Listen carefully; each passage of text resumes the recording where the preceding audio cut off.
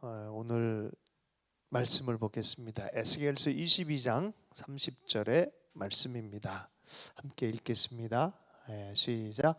이 땅을 위하여 성을 쌓으며 성 무너진 데를 막아서서 나라 하여금 멸하지 못하게 할 사람을 내가 그 가운데 찾다가 찾지 못하였으므로. 하나님이 에스겔에게 특별히 중보에 대한 예언적 비전을 많이 주셨어요. 그래서 중보 기도자들은 에스겔서를 많이 읽게 돼요. 이게 운명적으로 이렇게 말씀을 찾아갑니다. 3장에 보면 한 개인이 죄를 범했을 때 기도에 부담이 있고 그 상황을 아는 사람이 그 사람에게 중보적인 역할을 어떻게 해야 되는지를 가르쳐 주고 있어요. 한 개인을 가르칩니다. 22장에 가서는 한 도시의 죄악에 대해서 가르쳐 줍니다. 그럴 때 하나님 찾으신 사람이 중보하는 사람, 한 사람에 대한 중요성에 대해서 가르쳐 줍니다. 37장에 가면은 네 손 안에서 남과 북이 하나가 될 것이야. 국가적 차원 안의 중보기도를 가르쳐 줍니다.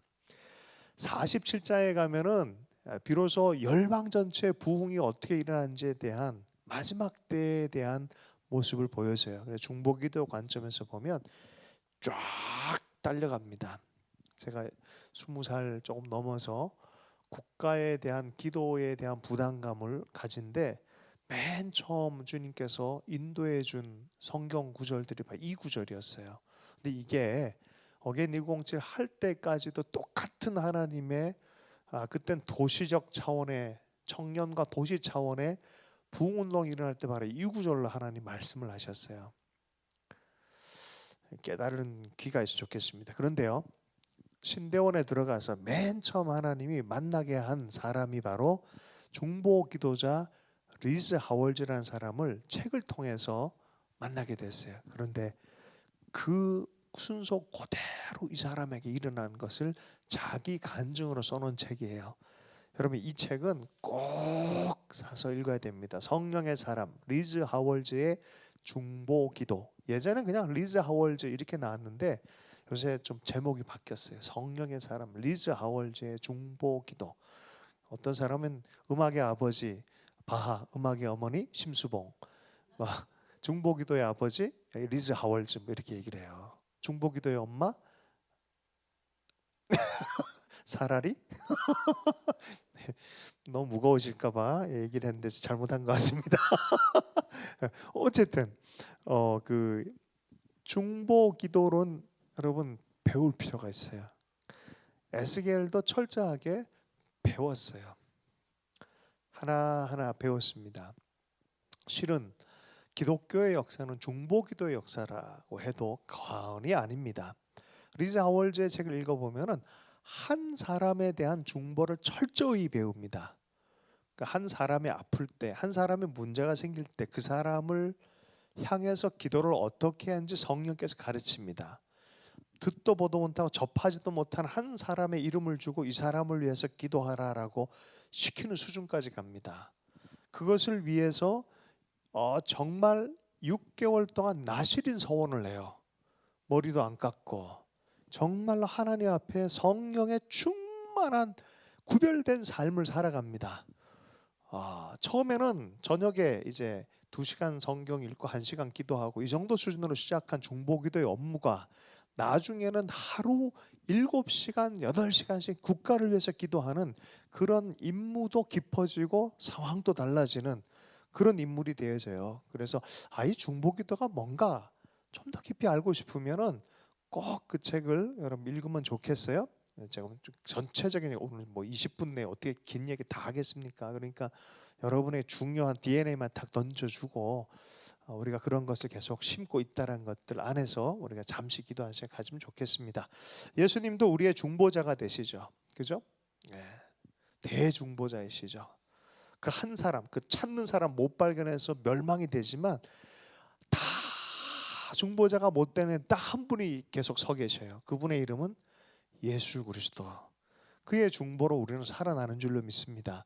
소돔과 고모라의 운명도 사실은 중보 기도자 아브라함이 어떻게 기도하에 따라서 운명이 쥐락펴락해지는 거예요. 자기들은 몰라. 근데 그 성 밖에 있는 아브라함이 그 성의 운명을 쥐락펴락하는 거예요. 하나님 50명이면 안 됩니까? 생각하시다가 오케이 한번 해보자. 안 될 것 같아. 45명, 40명, 30명, 20명, 10명. 저는요, 요 이야기가 중보자의 라인으로 쭉 가면 결국 한 명이 남아요, 한 명. 근데 그 한 명을 찾지 못해서 한 도시가 멸망하고 한 명을 붙잡은 그 사람들이 살아나기 시작합니다. 그리고 모든 기독교인들은 바로 그 영적인 원리를 알아서 모두가 다 중보의 자리로 부름받는 거예요. 모든 사람이 예배하지만 예배 인도자가 있고, 모든 사람이 치유 기도를 해야 되지만 치유 기도 사역자가 있고, 모든 사람이 중보하며 기도해야 되지만 특별히 부름받은 중보의 업무를 가진 사람들이 있어요. 우리 교회는 사실은 그런 부분에서 중보의 업무를 받은 교회 중에 하나라고 저는 생각해요. 이 남과 북 연합되고 이스라엘과 연합될 때까지 기도하도록 부름받은 교회인 줄로 믿습니다. 이건 아멘 해야 돼요. 자, 에스겔서의 말씀에 보면은 또 하나님이 얼마든지 이 허물어진 것을 회복시킬 수도 있고 이 광야 황량한 곳을 에덴 같이 할 수 있는데 조건 하나 다셨어요. 뭐라 그랬어요? 그래도 너희가 기도하여야 되겠는지라라는 표현을 써요. 그러므로 기도가 운명을 바꾸는 거예요, 실질적으로. 그래서 기독교의 역사는 중보기도의 역사다라고 말한 이유가 여기에 있습니다. 무디가 한 번은 사역을 하는데 설교할 때 뭐 불이 내리잖아요. 근데 하루는 죽을 썼대요, 이분이. 대설교자, 대부흥사가 죽을 썼대요. 그 왜 이런 일이 일어났지라고 생각했더니 자기를 늘 중보해 주셨던 그 할머니가 그날 아파가지고 기도를 못한 거예요. 그 전화를 했대잖아요. 정말 당신들의 사역이 너무 내게 귀하다고. 사도 바울도 나를 위해 기도해 달라고 한 거죠. 여러분 기도가 아무것도 아닌 게 아니에요. 우리 교회도 기도의 영으로 성령 안에서 이렇게 가는 거예요. 그냥 가는 게 아니에요. 늘 기도하고 깨어있을 수 있게 축복합니다. 사도 바울이 디모데전서 2장 1절에서 부탁했잖아요. 디모데에게. 그러므로 내가 첫째로 권하노니 모든 사람을 위하여 간구와 기도와 도고와 감사를 하되, 이 도고가 바로 인터세션 프레이어예요. 중보 기도입니다. 하나님과 사람들 사이, 하나님과 어떤 일들 사이에서 기도하는 거죠. 하나님의 뜻이 온전히 임하도록 하나님 앞에 엎드리는 거예요. 누굴 위해서? 임금들과 높은 주위에 있는 모든 사람들 위하여 하라라고 말하고 있어요. 성경 그대로 해야 돼요. 그러면 우리가 우리 삶에서 이 시대를 누구를 위해서 기도해야 되겠어요? 높은 권위에 있는 사람, 최고 권위가 누구입니까? 윤석열 대통령, 좋던지 싫던지 기도해야 됩니다. 정치적 성향에 관계없이 평안을 위해서 기도해야 됩니다. 이게 의무예요. 네. 그죠? 임금들과 높은 주에 있는 모든 사람 위하여. 왜 그렇게 해야 됩니까? 이는 우리가 모든 경건과 단정한 중에 고요하고 평안한 생활을 하려 함이라. 하나님의 복음을 전하고 전쟁 가운데 복음 전하기가 어려워요. 그죠? 러시아와 소련 사이에 전쟁이 일어났는데 어떻게 복음을 전합니까? 힘들어요. 평안해야 복음도 전해지는 거예요. 팍스 로마나 시대 안에 복음도 강력하게 전해질 수 있는 거예요, 실은. 자, 그런데 어쨌든 모든 일들 가운데 기도로 덮는 일들이 너무 중요하다는 거죠. 할렐루야. 근데 우리 그래서 모든 경건과 단정한 중에 있을 수 있는 이 시대를 위해서도 기도해야 된다. 그래서 중보기도의 모본을 보면 오늘 제목이 리즈 하월즈예요. 리즈 하월즈 얘기를 조금 하도록 하겠습니다.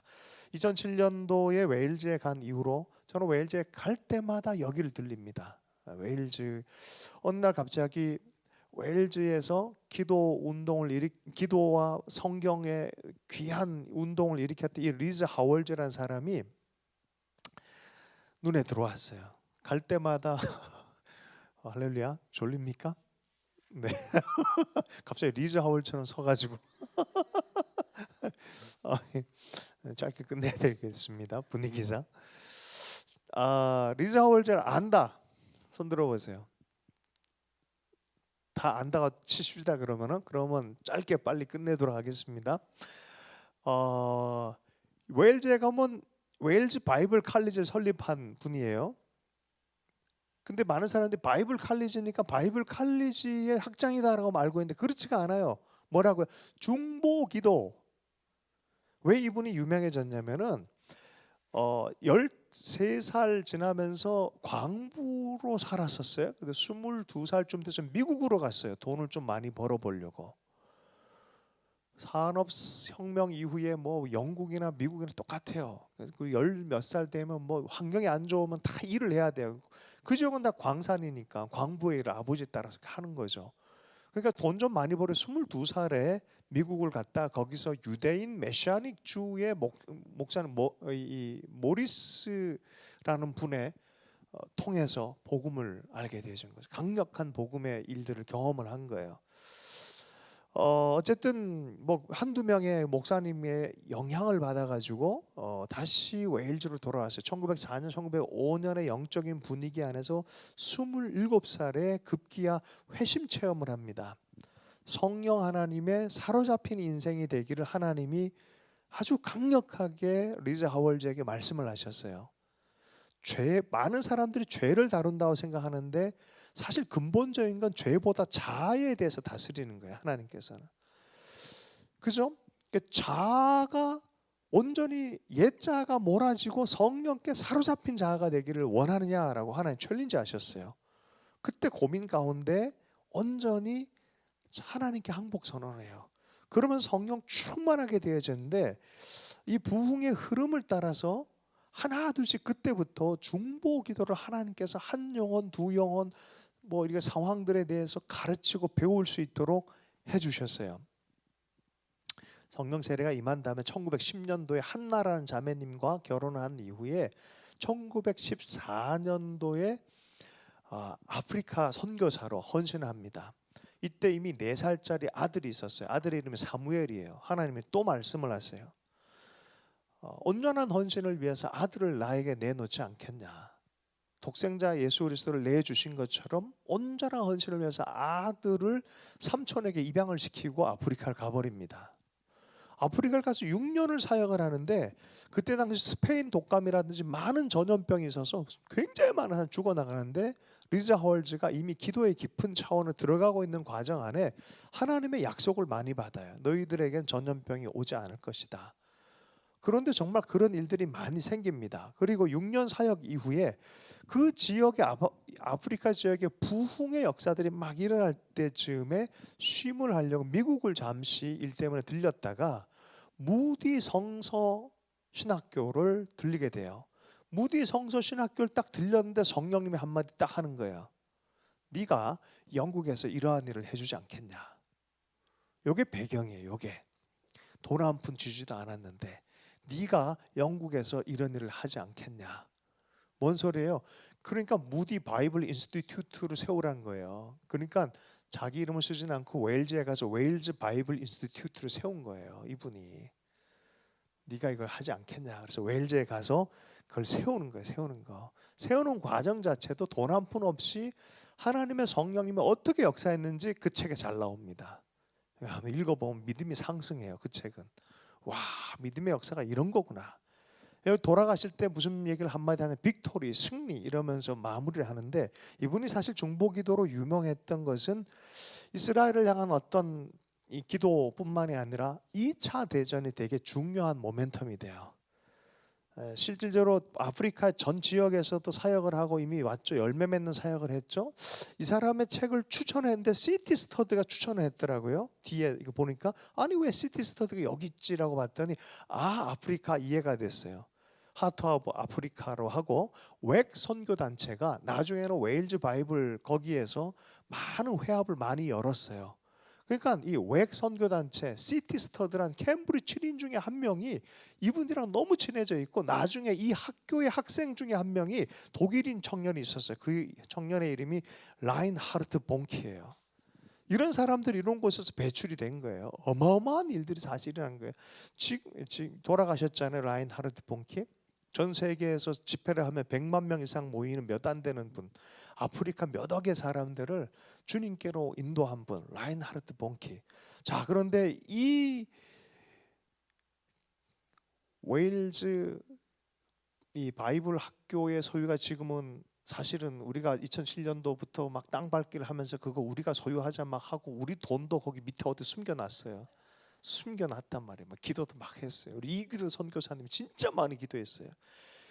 이 유업 안에서 우리가 하자 알았어요. 정말 기도 많이 했어요. 정말 될 줄 알았어요. 거의 막판까지. 아, 왜 그러냐면은 진짜 돈이 하나도 없는데 하나님 감동 주는 걸 어떻게 해요? 우리 계속 기도하고 환경 문을 열고 막 그랬단 말이에요. 10년 딱 지나니까 지금은 이것에 누가 소유가 돼 있냐면은 양덕영 목사님이라 싱가포르의 코너스톤 목사님, 코너스톤 교회 담임 목사님, 저랑도 잘 아는 제롬 목사님의 친구분이며 가끔 만나 세이 헬로 하는 그분은 우리를 어떻게 알고 있냐면 이것을 소유하기 위해서 기도했던 한국인들로 이해하고 있어요. 우리가 그 기도 엄청 했거든요. 우리가 하게 해주십시오 뭐 이러면서 기도를 많이 했단 말이에요. 자, 그냥 생기는 게 아니죠. 이런저런 것이. 예루살렘을 가봐도 예루살렘 전체를 품고 기도하는 기도의 집이 있어요. 그냥 나오는 게 아니에요. 이런 모든 이야기와 흐름을 따라서 우리가 어떤 걸 하고 있는지에 대해서 이해할 필요가 있어요. 그리고 영국에서 리즈 하월즈라는 사람이 2차 대전을 두고 기도하게 되어진 하나님의 부르심이 있는 그 동시에 독일에서 한 좀 마시간 사람이 내적인 음성을 들어요. 내적인 음성. 그런데 그 장교들이 거기 밑에 있는 사람들도 똑같은 얘기를 해요. 그래서 이게 자기 확신이 생기면서 일으킨 전쟁이 히틀러의 전쟁이에요. 그 음성을 들었던 사람은 히틀러였어요. 누구의 음성 들은 것 같아요? 거기도 그런 군대가 있다는 걸 이해할 필요가 있어요. 어둠의 음성들이 있어요. 부딪힘이 나타나요. 바로 그때 하나님이 영국에서 기도하도록 일으킨 사람들이 있어요. 웨일즈에서 리즈 하월즈 평생 동안 중보에 대해서 배우게 한 다음에 한 지역 전체에 대한 경험을 하게 한 다음에 이제 역사적 운명과 같은 전쟁에서 기도하게 하는 거예요. 매 순간마다 그런 기도의 톱니바퀴처럼 진짜 뭐 빛과 어둠의 영적 전쟁 같은 일들이 많이 일어나는 거죠. 마지막에는 진짜 덩케르트 전쟁이라고 사람들 막 피해 나가고 할 때 무사하게 하도록 하는 그런 작전이 있어요. 덩케르트 영화로도 나온 걸로 알고 있는데 그것을 위해서도 열심히 기도하고 매 순간마다 신문지를 읽고 또 상황을 보고하고 기도하고 그럴 때마다 이런 기도의 후원에 힘을 입어가지고 윈스턴 처칠이 국가 기도의 날을 선포를 몇 번씩 했어요. 그리고 그럴 때마다 말도 안 되는 것이 역전이 일어나는 걸 경험을 했어요. 그래서 이 사람을 중보기도의 아버지라는 별명을 붙여준 이유가 그냥이 아니에요. 이런 세세한 얘기는 책에 나옵니다. 한번 읽어보면 좋겠습니다. 오늘도 오면서 그런 얘기를 했는데 우리 민수기 16장의 말씀에 보면 지난주 제가 나누면서 야 이건 중보기도의 정확한 어떤 것이다라는 그런 것이 이렇게 보였어요. 이게 뭐였냐면은 회중 전체가 모세와 아론을 향해서 대적을 하는 일들이 생겼어요. 그리고 하나님 마음도 떠나버렸어요. 내가 이 백성들을 끝내버리고 내가 심판하겠다 하니까 그때 아론과 모세가 엎드려 버립니다. 이게 바로 중보기도예요. 엎드려 버려요. 엎드리면서 하나님께 기도합니다. 간청을 합니다. 그러면서 세컨 찬스를 얻어요. 세컨 찬스를. 백성 전체가 아론이 곧바로 가서 예배드리면서 속죄의 예배를 드리게 합니다. 중보예요. 엎드리는 거예요. 하나님 앞에 엎드리고 사람들 위해서 엎드릴 줄 아는 거예요. 자, 그럼 엎드려 가지고 하나님, 쟤는 나한테 좀 나쁜 애니까 불 제대로 주시고요. 한 1000도쯤으로 주시고 이러질 않고 하나님의 궁휼과 자비에 엎드림을 합니다. 하나님 저들 좀 도와주세요. 하나님 저는 불쌍한 백성입니다라고 저들이 알지 못합니다라고 하면서 주님이 십자가에서 했던 그 기도의 마음을 갖고 기도하기 시작합니다. 여러분 그 기도가 사라지지 않으면요 반드시 살아남은 역사 안에서 열매 맺게 되는 줄로 믿습니다. 부모들이 자녀를 위해서 기도를 할 때도 마찬가지예요. 아닌 것 같은데 기도하는 자녀는 절대 망하지 않습니다. 그 마음으로 기도를 하고 있느냐? 요새 저는 한 지난 몇 년 사이에 신촌 지역의 부흥, 젊은이들의 부흥의 얘기들을 많이 들어요. 우리만 기도하지 않아요, 물론. 여러 사람들이 많이 기도하고 있는 걸로 알고 있어요. 그런데 뭔가 이제는 좀 달라졌다. 뭐가 하나님께서 놀라운 일들을 행하시겠다라는 뜨거운 기대의 마음들이 많이 일어나요. 그러면서 제 마음 안에 좀 더 구체적으로 시대와 젊은 세대를 위해서 좀 더 구체적인 기도의 전략이 풀어지고 또 목소리가 들려지는 그런 일들이 일어나면 좋겠다라는 그런 마음이 듭니다. 리즈 하월즈와 같이 하나님이 많은 사람들을 기르시고 준비하셨다고 생각합니다. 우리가 포엔 센터에 모여서 이렇게 주일마다 기도하는 것도 작은 몸짓이지만 하나님 그것 자체 받으셔가지고 또 하나님의 일들을 진행하고 계신 줄로 믿습니다. 예전에 한번 웨일즈 그 성경 그 바이블 스쿨에 갔다가 2층에 갔던 적이 있어요. 거기서 2차 대전을 기도했어요. 근데 크지 않아요. 요거보다 작아요. 그러니까 요거 한 요만해요. 요만해. 요만한 곳에서 시대를 놓고 기도를 하는 거야. 근데 거기서 응답도 많이 일어나고 거기 올라갔다 어떤 사람 쓰러지고 임재가 강하다고 그러고 우린 잘 못 느끼겠는데 어떤 분들은 뭐 들어가서 그냥 꼬닥 넘어지기도 하고 사모님은 그때 발이 뼈는데 거기 올라가서 발 삔겨 다 나와버리고 뭐 이상한 일도 막 생겼었어요. 정말로 재미난 일이 있습니다. 저는 뭐 그런 거보다 그 앞에 리즈 하월즈가 평생을 사역을 하고 그 학생들과 모인 사람들과 더불어서 함께 비전을 나눴던 그 이 비석이 하나 있어요. 위에 이 아무것도 없는 비석이 있는데 앞뒤에 말씀이 적혀 있어요. Faith is substance. 믿음은 실제다. 매 순간 돈이 없고 학생들도 다 떠나가지고 막 분열도 일어날 때가 있었다는 거죠. 그래서 12개월 내내 1시간도 강의를 못하고 그럼에도 불구하고 기도의 자리에서 다시 시작했을 때 하나님이 부으시는 재정적 축복들과 하나님의 여호와 이레 되신 하나님을 경험한 것들 그 두 가지 Faith is substance랑 여호와 이레라는 그 두 글자가 딱 앞에 있습니다. 여러분 중보에 무릎을 강하게 할 수 있었으면 좋겠습니다. 한 사람 중보하면서 뭐 제가 알기로는 이 나중에는 고아 2차 대전 되면서 고아가 많이 생기면서 유대인도 돌보고 고아를 돌보면서 고아를 돌보는 스텝만 200명이한테 젊은 애들이. 근데 전쟁터에 나가야 되니까 이거 두고 또 기도했다는 거죠. 여러분 손흥민이나 이런 애들이 이런 선수들이 뭐가 걸려 있어요? 군대 문제 걸려 있잖아요. 근데 그거 빼려고 할 때 2002년도도 되게 어려웠는데 김대중 대통령이 와서 막 서로 대화하고 겨우 국방부와 막 얘기해서 겨우 빼냈는데 이 사람들 기도해가지고 이 스텝 200명을 군대도 안 간데도 이 일 자체가 업무로 받아들여졌다는 거 국가에서 그 정도로 막 엄청난 변형들이 막 일어나는 거죠. 마무리하겠습니다. 2차 대전에 왜냐면 뭐 시간이 다 됐고 무슨 얘기하는지 여러분 다 이해하시니까 국가적인 중보의 시간들 그리고 나라와 정말 삶 전체를 두고 기도하는 그 이 모습들 우리 시대가 이걸 잃어버린 것 같아요. 내 편이냐 네 편이냐 따지기 전에 하나님께 엎드려서 하나님의 자비를 구하는 중보의 운동들이 일어나야 돼요. 이쪽 아이덴티티냐 저쪽 이게 아니라 하나님의 마음으로 하나님의 뜻이 이루어질 때까지 기도하는 순전한 기도의 역사가 일어나야 돼요. 스트라이크를 일으키고 밖에 나가서 데모하듯이 하는 그런 것이 아니라 하나님의 영에 의해서 시대와 역사가 변화하는 것들을 정말 숨은 자리에서 볼 수 있는 그런 사람들이 좋겠습니다. 1965년도에 한국에도 그런 단체가 하나 일어났어요. 교수 활동을 잘하고 있고 사람들에게 복음 사역을 잘하고 있는데 갑자기 성령님이 옆에 와가지고 툭 치더라는 거죠. 야, 너희 다 내려놓고 저기 예수원 저기 지어라 그런 거죠. 그래서 이 아처토레이 이 신부님이 성공의 사제이신 우리 신부님이 저는 괜찮은데 제 아내 제인은 어떡합니까? 제인이 설득 안 될 것 같은데요. 그건 내가 알아서 하마. 너는 순종해라. 그런데 사모님에게도 성령님이 똑같은 얘기를 하신 거죠.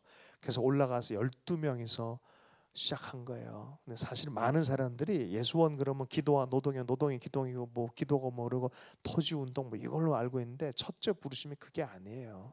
중보기도예요. 첫째 기도가 나라 위해 중보하는 거예요. 자, 우리 포엔센터는 도시 안에 예수원 같은 우리의 삶의 자리 안에서 예수원과 같이 기도하는 그런 기도의 집에 대한 마음입니다. 열방을 위해서 기도하고 이스라엘과 북한을 위해서 기도하고 다음 세대를 위해서 기도하고 도시를 위해서 기도하고 새로운 부흥을 위해서 기도하고 다음 세대 정말 부흥의 사람이 일어나도록 끊임없이 기도하고 예배하는 것을 위해서 기도합니다. 여러분, 기도하면 하나님이 역사하십니다. 우리가 이것을 두고 잠시 기도하고 마무리하도록 하겠는데요. 오늘은 기도할 때는 마이크 쓰지 마시고 이렇게 마무리를 하면 좋겠어요. 잠깐 기도하십시다.